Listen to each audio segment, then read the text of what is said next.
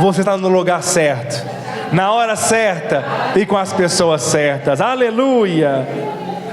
Glória a Deus, glória a Deus, glória a Deus. O Senhor é bom. Aleluia. A hora da restituição, fala, é agora. Fala, a hora da restituição é agora. Você crê nisso?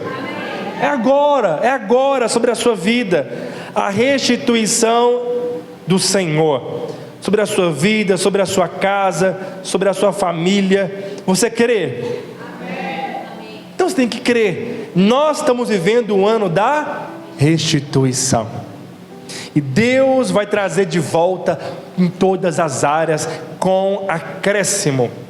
Por isso que eu creio que vai ser tudo em dobro sobre a sua vida. Aleluia. Amém? Vamos ler o que diz em Êxodo capítulo 2, versículo 1. Diz assim: foi um homem da casa de Levi e casou com uma descendente de Levi. E a mulher concebeu e deu à luz um filho, e vendo que era formoso, escondeu por 3 meses. Não podendo, porém, escondê-lo por mais tempo, tomou um cesto de junco, calafetou com betume e piche, e pondo-lhe um menino, largou no carriçal à beira do rio. A irmã do menino, chamada Miriam, ficou de longe para observar o que lhe havia de suceder.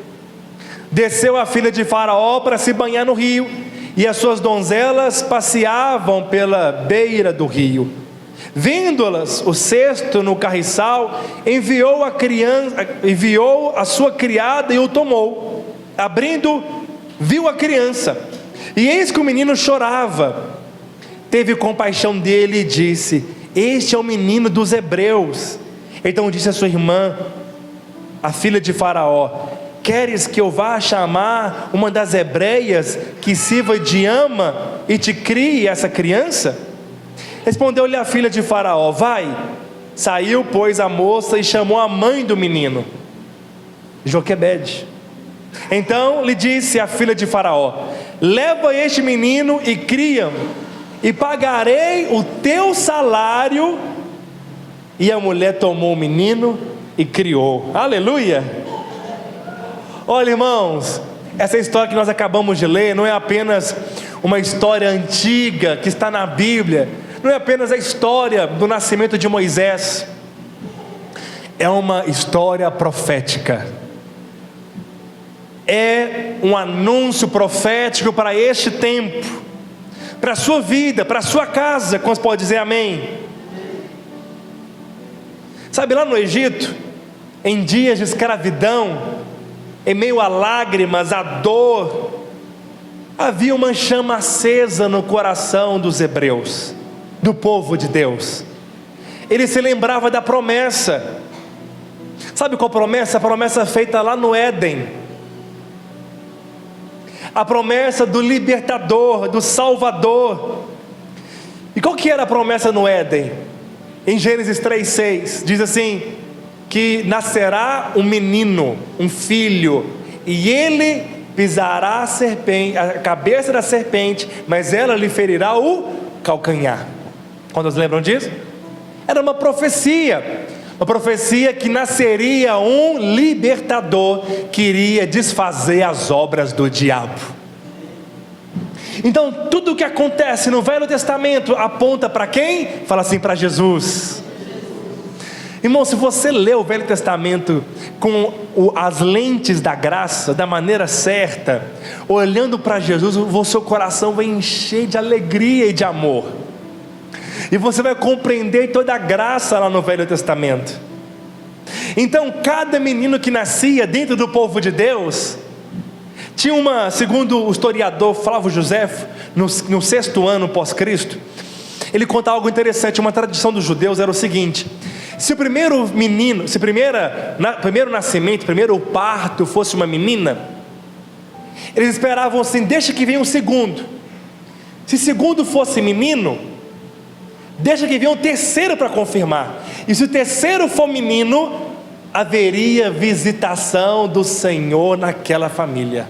Olha que poderoso. E aí então, Joquebede deu à luz. Primeiro veio Miriam, a irmã mais velha de Moisés.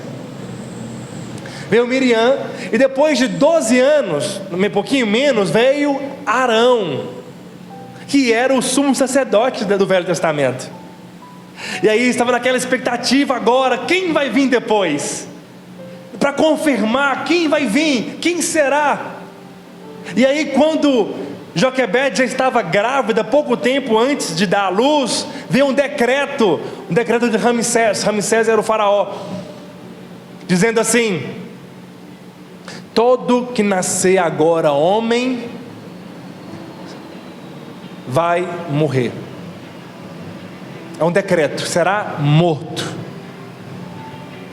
E aí eles não sabiam o sexo antes de nascer, né? Tinha algumas tradições, algumas coisas que dava para poder ter uma noção se era menino ou menina. Não tinha ultrassom. E aí nasceu Moisés, aleluia. Moisés nasceu. E agora o medo tomou conta das pessoas, porque Joquebede escondeu Moisés 3 meses. Só que você sabe, eu tenho um menino pequeno lá em casa. Dá para esconder choro de criança, irmãos? Não dá. Tem um recém-nascido, vizinho meu, e aí na hora que nós confundimos, né? Quando ele chora, pensamos assim: será que é o Heitor? Aí vai lá ver, ele está dormindo, outro menino está chorando. Não dá para esconder choro de criança. Eu acredito que os vizinhos sabiam que tinha nascido. Sabia. Só que ficava perguntando, né? Será que é menina ou será que é menino esse choro? Será que esse choro é de menina ou será que é choro de menino? E aí, irmãos, 3 meses escondendo Moisés. Só que teve um dia que era o dia da vistoria, o dia dos soldados ir de casa em casa para ver se tinha um recém-nascido. E aí descobriram o que seria no dia seguinte. Joquebede então, com muita dor no coração, ela pega um cesto, coloca nele betume, né? Era uma argamassa do Velho Testamento, e aí fez um caixotinho, fez algo, e colocou à margem do rio. Não colocou no rio, como alguns falam, colocou à margem do rio. Só que olha irmãos, Miriam, quem tem 12 anos aqui? Dos kids tem 12 anos aqui? O Robson tem 12 anos. Quem tem 12 anos vai batizar em nome de Jesus. A Gabrica da Gabi vai batizar também, né, Gabi? É isso, levanta a mão. O Robson já é batizado para a glória de Deus. Miriam tinha 12 anos. Sabe o que ela estava fazendo? Joquebede foi embora e ela ficou lá de longe olhando para ver o que aconteceria com o irmãozinho dela. Se um bicho ia atacar, se alguém ia pegar, talvez a esperança de ficar até a noite inteira. Depois da vistoria, ela pegou o irmãozinho e levou para casa. Já acabou a vistoria, deixa eu levar meu irmão de volta. Então ela ficou de longe observando. Olha o encargo que as crianças têm pelo outro. Amém, crianças? Você deve cuidar também do seu irmão mais novo. Você ouviu amém? Amém, Robson? Cuida do Adriel. Cadê? Quem é a mais velha de vocês duas? Cuida da sua irmã. Você também, olha, você que é o irmão mais velho na fé, cuide do seu irmão mais novo na fé. Posso ouvir um amém? Aleluia. Primeira coisa que nós vemos, Moisés estava representando Jesus. Ele seria o nosso libertador. Posso ouvir um aleluia? Moisés então era um tipo de Jesus. Primeiro, o tempo da visitação é o tempo de redenção. Redenção. Muita gente ensina que o povo de Deus foi escravo durante 430 anos, mas não é verdade. Por que não é verdade? Porque do tempo que o povo foi para o Egito, a terra de Gósen, uma terra muito produtiva, eles criavam gado, eles plantavam, havia ali grama verde para eles plantavam, colhiam e pagavam imposto, mas eles viviam bem. Então vieram 70 da casa de Jacó, 70 pessoas. Você sabe da história?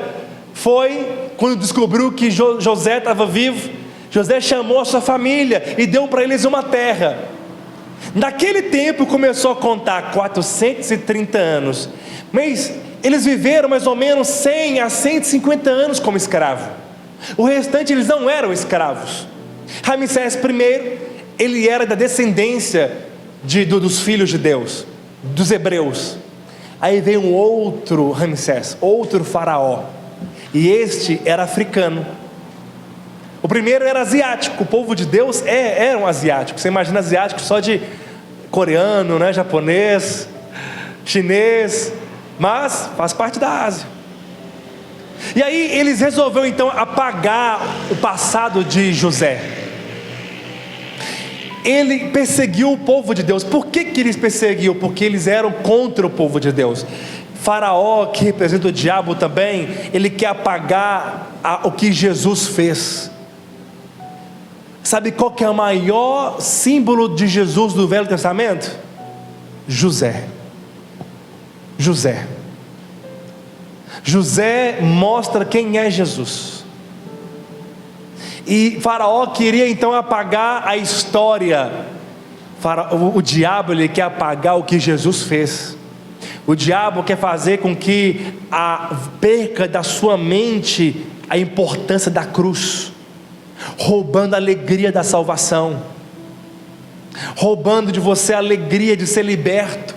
Você é liberto. Se o Filho vos libertar, verdadeiramente sereis livres. Posso ouvir um amém? Amém.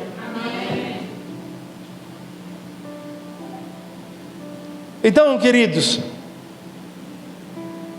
olha aqui, eu quero mostrar para você algo, rapidamente, o tanto, por que José parece com Jesus. Primeiro,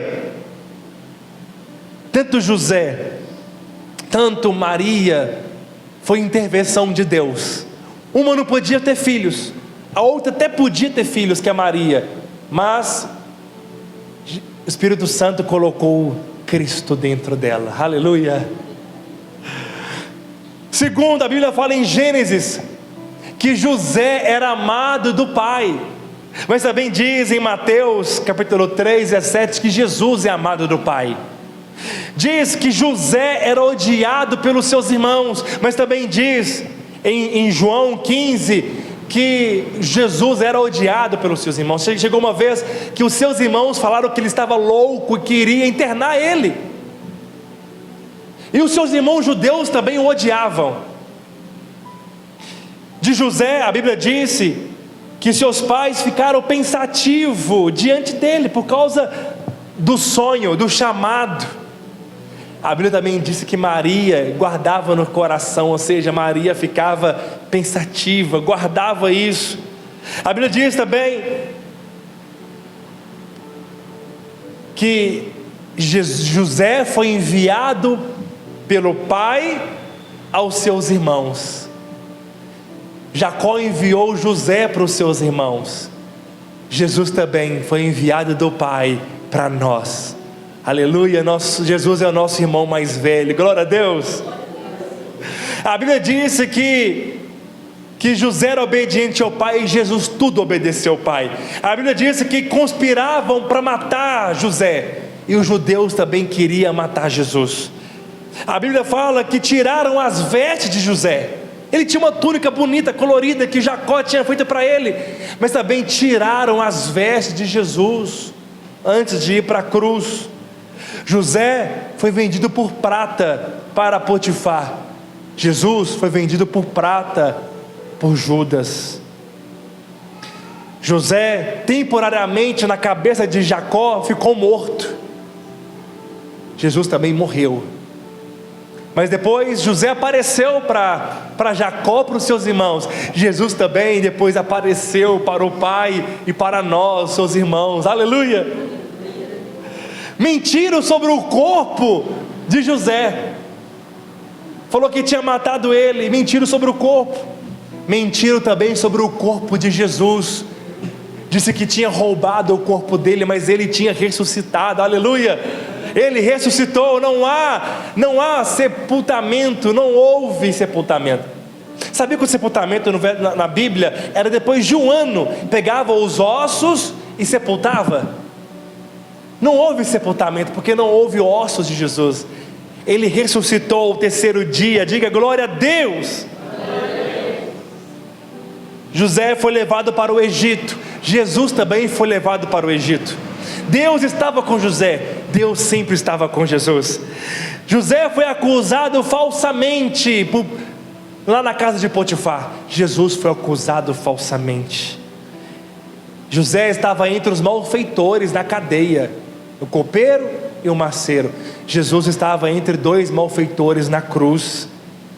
Nele estava o Espírito de Deus sobre José, estava também o Espírito de Deus sobre Jesus. Olha que é muito poderoso, aleluia. José recebeu um reino, Jesus recebeu um reino. José recebeu autoridade em Gênesis 41, Jesus também recebeu autoridade sobre tudo, diz Jesus em Mateus capítulo 22. José foi exaltado, mas também Jesus foi exaltado. José recebeu uma esposa que era de um outro povo, uma esposa gentia. Jesus recebeu uma esposa gentia. Como assim, pastor? Nós não somos a noiva de Cristo, nós não somos judeus, nós somos de outro povo. Ele vai casar com você, com a igreja, aleluia. Nós somos a sua noiva, que não é do povo dele. Ele veio para os seus, mas os seus não receberam. Mas todo aquele que recebeu, deu-lhes o direito de serem feitos filhos de Deus. O judeu que era povo não recebeu Jesus, mas nós o recebemos, nós somos filhos, diga aleluia. José começou o seu ministério, o seu reinado com 30 anos. Ele foi levado adolescente, jogou numa cova, depois arrependeu, tirou ele da cova, vendeu como escravo, foi para a cadeia. Tudo isso levou muitos anos, mas quando ele chegou no Egito para governar, ele tinha 30 anos. Jesus começou o seu ministério com 30 anos, olha que poderoso. Aquele que não fala pecado de José, não é que não tinha, mas a Bíblia não fala. Não tem nenhum pecado de José descrito na Bíblia. Assim também não existe pecado de Jesus. Ele nunca pecou. Ele nunca pecou. Ele se tornou uma bênção para toda a nação. Jesus transformou uma bênção e salvação para todas as nações. Aleluia, glória a Deus. Os necessitados tinham que ir até José para receber pão. Os necessitados vai até Jesus para receber. Ele é o pão da vida, aleluia. Ele é o pão, nós vamos até Ele para receber alimento, para receber proteção, diga glória a Deus. José perdoou aqueles que o fizeram mal. Jesus também disse na cruz: Pai, perdoa-lhes porque eles não sabem o que fazem. Ele perdoou também pessoas que o fizeram mal, pessoas que o mataram, que o entregaram na cruz. José foi chamado de Salvador. Jesus, Ele é o nosso Salvador. Diga amém. Diga aleluia. Olha que poderoso. Na cadeia, José, ele estava com o copeiro e com o padeiro. O copeiro servia o vinho e o padeiro servia o pão.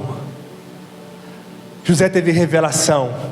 Assim também, hoje nós temos o pão e nós temos também o vinho, aleluia, o suco. Tudo isso, o copeiro, o copo que tem o suco que nós cremos que foi o sangue, de uma maneira que simbólica, derramado sobre nós. E ele disse: fazei em memória de mim. Ele disse: beba, beba. Sabe, queridos, e também tem o pão que nós comemos na cruz. Mas eu quero avançar com você. Em Gênesis capítulo 50, versículo 24 diz: disse José aos seus irmãos: eu morro, porém Deus certamente vos visitará e fará você subir dessa terra para a terra que jurou a Abraão, a Isaque e a Jacó. José fez jurar os filhos de Israel, dizendo: certamente Deus vos visitará. e vocês vão pegar os meus ossos e vão tirar daqui e vão levar. Olha que poderoso. José então teve muitas coisas maravilhosas, não é verdade? José venceu a tentação, não ficando com a mulher de Potifar. José perdoou seus irmãos. José foi alguém que não murmurou por causa das perseguições. José perdoou seus irmãos.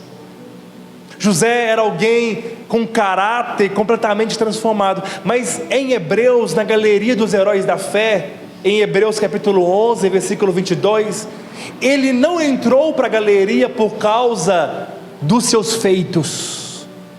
Presta bem atenção. Você será alguém conhecido por causa da sua fé. Posso ouvir um amém? Não por causa de obras, mas por causa da fé. Porque às vezes nós temos obras, mas sem fé, são obras mortas.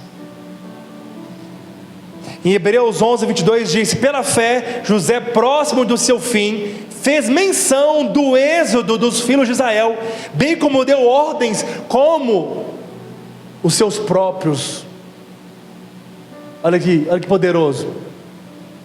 Bem como deu ordem quanto aos seus próprios ossos. É por isso que ele foi destacado como fé. Ele creu no que? No Salvador. José creu, olha, vai chegar um tempo, Deus vai visitar vocês e vão tirar vocês da escravidão. Ele viu profeticamente que tiraria ele do Egito e levaria para um outro lugar. Ele disse: e eu vou com vocês, mesmo morto eu vou com vocês. Olha que poderoso isso. Foi por isso que ele entrou nos heróis da fé. E aí, irmãos, o Egito estava um caos. Aí veio Moisés. Moisés cresceu. É tão poderoso isso por que há restituição? Chegou o dia da libertação. Deus provou Moisés, Deus transformou Moisés. Toda vez que Deus vai usar você, Ele transforma o seu caráter. O deserto que você passa não é em vão na sua vida. Deus está transformando você para uma grande obra. Posso ouvir um amém? Assim como Moisés achava que estava pronto, foi criado na cultura do Egito, sabia lutar artes marciais, sabia dominar as línguas, sabia falar bem, era eloquente, mas ele não poderia fazer a obra de Deus na sua força. Se você acha que não consegue, se você acha que não dá conta, se você acha que não pode, é você mesmo que Deus escolheu. Alguém pode dizer amém aqui? Amém. Obrigado, Sueli. É você mesmo. É você mesmo. Deus escolheu você. Posso ouvir um aleluia? Aleluia. Então, queridos, olha que extraordinário. Chegou um dia que o Egito estava um caos, as ruas cheias de pessoas chorando e expulsando o povo hebreu, dizendo: vai embora. A última praga. O povo do Egito acordou com o animal mais velho morto, o filho mais velho morto. Houve choro e pranto lá no povo do Egito. Mas ao mesmo tempo, houve alívio nas casas do povo de Deus. Enquanto há choro no povo do Egito, o povo lá fora, há choro por causa do medo, há choro por causa da doença, há choro por causa da crise financeira. Presta bem atenção, no seu coração precisa ter alívio, porque o sangue de Cristo está sobre a sua casa. Você comeu de Jesus e você continua comendo dele. Hoje nós vamos comer de Jesus através da ceia. Aleluia. E quando você come de Jesus, há salvação para a sua família, há alívio para o seu coração, dizendo: eu estou salvo, salvo da doença, salvo da miséria, salvo do medo, salvo de qualquer coisa, porque veio por causa do pecado. E aí, na libertação do povo de Israel, a Bíblia diz que nenhum estava inválido, doente. O povo fez os hebreus saírem com prata e com ouro. Eles eram escravos, mas eles saíram com prata, com relógio de ouro no pulso, colar de prata e de ouro, joias. Eles saíram com ouro e com prata. Fala assim, isso é muito poderoso. Fala, isso é muito poderoso. Eu creio na minha vida, porque a libertação, ela traz prosperidade sobre você. Você crê nisso? Jesus não morreu para te dar carro nem casa, para te dar salvação, mas junto com isso, a prosperidade vem. Amém? Eles saíram com prata e com ouro, não tinha ninguém doente. Agora imagina a cena, tinha que ser paralítico no meio de milhões de escravos? Tinha cego no meio de milhões de escravos? Tinha cegos. Todo tipo de doença que existe hoje, tinha naquela época, mas saíram todos curados. Olha, aleluia. Assim também, por causa que nós comemos do Cordeiro, você vai sair daqui curado. Você vai sair daqui curado. Doenças têm assolado você constantemente. Não vai mais. Não vai mais. Você vai sair daqui plenamente curado. Se você crer, diga amém. Amém. Diga aleluia.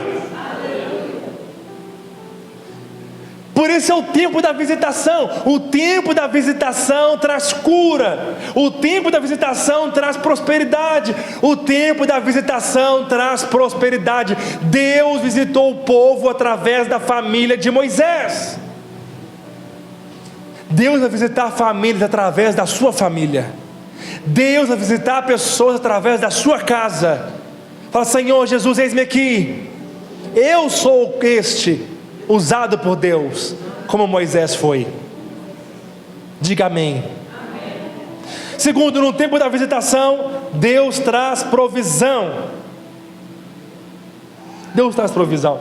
Eu fico imaginando a cena, aquela correria, o povo saindo para poder adorar o Senhor. Sabe o que é interessante? Que eles receberam ouro e prata. Para quê? Para depois ofertar também ao Senhor. Toda prosperidade, ela tem um propósito: de entregar aos pés de Jesus. Aquilo é alvoroço, o povo saindo com pressa, com ouro, com prata, alegre porque está curado, alegre porque está liberto. Deus tem que te dar, você tem que ter alegria porque você foi liberto, alegria porque você foi curado, alegria porque você é próspero. Você é próspero. Aquele túmulo, aí Moisés lembra da promessa, dizendo assim: opa, tem os ossos de José. Tem os ossos de José. Corre lá, corre no túmulo, vai contra a multidão, vai lá no túmulo de José, viola o túmulo, pega os ossos dele. Aí imagina a cena, alguém saindo com os ossos de José no colo, correndo.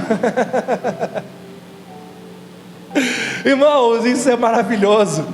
O povo saindo para um deserto com os ossos de José. Mas o que tem a ver? Lembra que eu te falei que José é um tipo de Cristo? Assim também, Jesus, Ele está no meio de nós, mas não morto como José, mas vivo. Aleluia, vivo. José estava morto no meio do povo. A diferença aqui é que Jesus está vivo no meio do povo. Olha, irmãos, é poderoso demais. Amém, aleluia. Diga glória a Deus. Fala, Ele vive. Ele vive, irmãos. Ele vive na sua vida, Ele vive na sua casa. Avança, por favor. Olha que poderoso. Vamos ler. Então ordenou Faraó a todo o seu povo, dizendo a todos os filhos que nasceram. Pode avançar mais.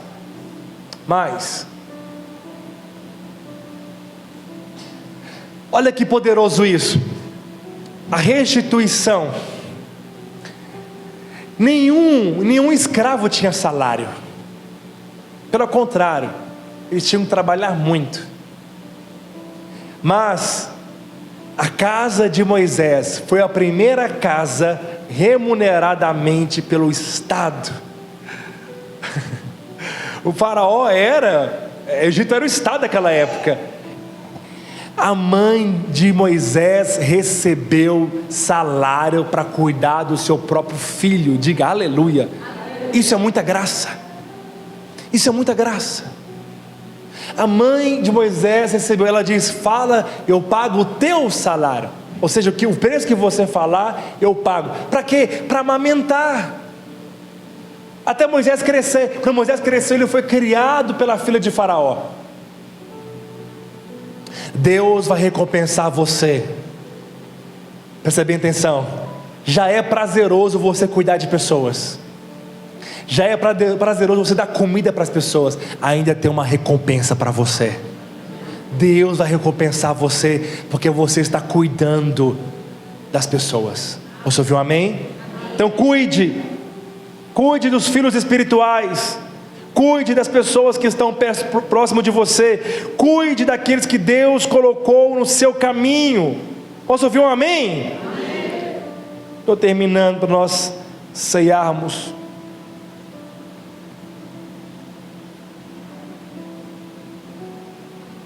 Fico imaginando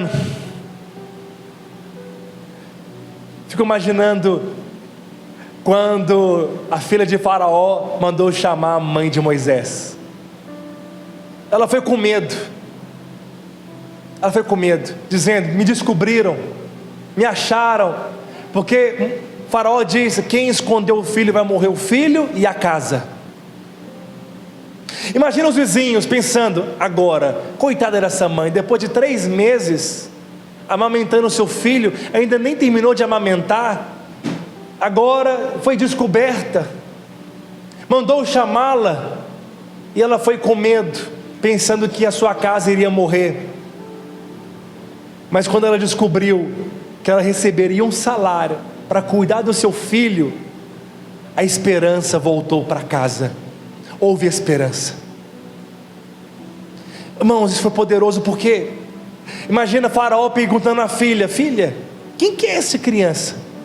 Ah, pai, eu encontrei no rio, é um filho dos hebreus. Mas filha, eu mandei que todo homem recém-nascido morresse, e você traz essa criança. Pai, mas ele é tão bonitinho, ele é tão lindo, deixa eu cuidar dele. Tá bom, ficou por isso mesmo. Presta bem atenção, ficou por isso. E aí ela chama então a mãe do menino. E aí talvez Joquebede querendo mostrar alegria, mas os guardas estavam ali escoltando a filha de Faraó. Ela não pôde expressar alegria, e ela foi para casa com seu filho no colo. Quando chegou lá, a vizinhança olhando Moisés chegando, dizendo: o que aconteceu? O que aconteceu que essa família recebeu o livramento? Eles não sabiam que Moisés era o libertador. Às vezes você tem ficado com medo nesses dias, por causa de coisas que foram tiradas de você. Você vai voltar para casa com a sua bênção nos seus braços, com alívio no seu coração, dizendo: é meu, o Senhor me deu. Tudo tentou tirar, todas as circunstâncias tentou tirar de mim. Você vai voltar dizendo: o meu filho vai servir ao Senhor. O diabo tentou tirar os meus filhos, as drogas tentou tirar os meus filhos, o mundo tentou roubar os meus filhos, mas os meus filhos estão em casa comigo. A bênção está na minha casa. Isso é restituição. A filha de Faraó, sendo usada por Deus sem saber, restituiu Moisés para sua casa. Não tinha esperança. Moisés estava no rio jogado, sendo vigiada pela sua irmã, que a sua mãe nem sabia, nem mandou, mas tudo converteu para o bem daqueles que o amam a Deus. Joquebede voltou com Moisés para casa. Irmãos, você também vai voltar com a sua bênção para casa. Posso ouvir um amém?